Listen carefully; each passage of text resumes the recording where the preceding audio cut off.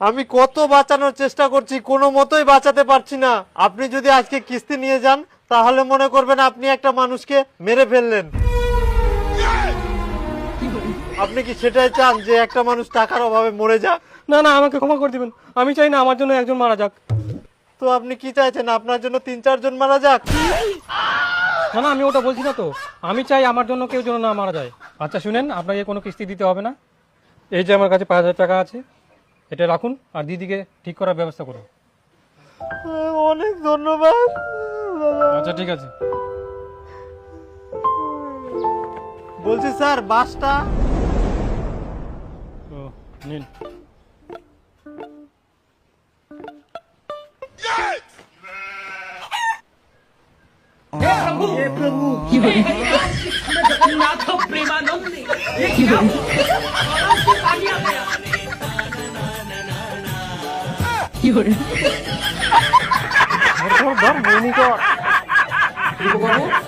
আপনাকে পাঠালাম বাঘের মতো কিস্তি রিকভারি করে নিয়ে আসতে, কিন্তু আপনি বিড়ালের মতো সুরসুর করে চলে আসলেন কিস্তি না নিয়ে।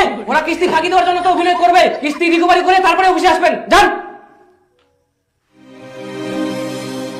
না, আজকে আমাকে কিস্তি তুলতে লাগবে, না তুলতে পারলে চাকরি শেষ। দিদি, ও দিদি, দিদি।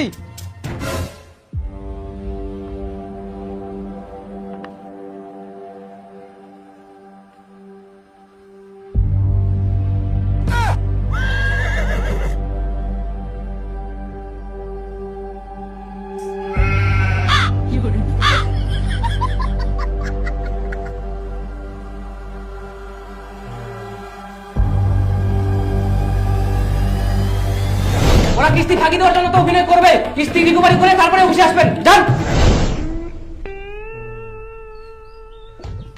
দাদা, কিস্তির জন্য আসছিলাম, কিস্তিটা দিতে হবে আজকে।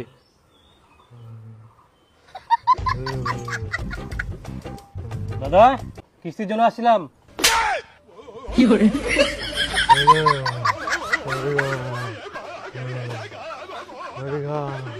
ওকে কিছু বলেন না, ওর মাথার ব্রেন শর্ট হয়ে গেছে, নাহলে আরো মার খাবেন। কিন্তু দিদি, আজকে আপনাদের কিস্তিগুলো দিতে লাগবে। আমার কিছু করার নাই, অফিস থেকে চাপ দিলে কি করব?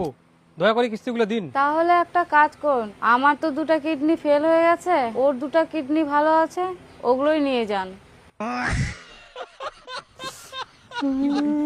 কি করেছে কিস্তি নিব এদের?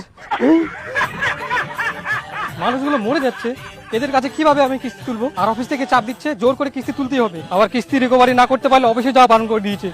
আমি এইসব চাকরি করতে পারবো না, আমি বাড়ি গেলাম, দরকার নাই এইসব চাকরি।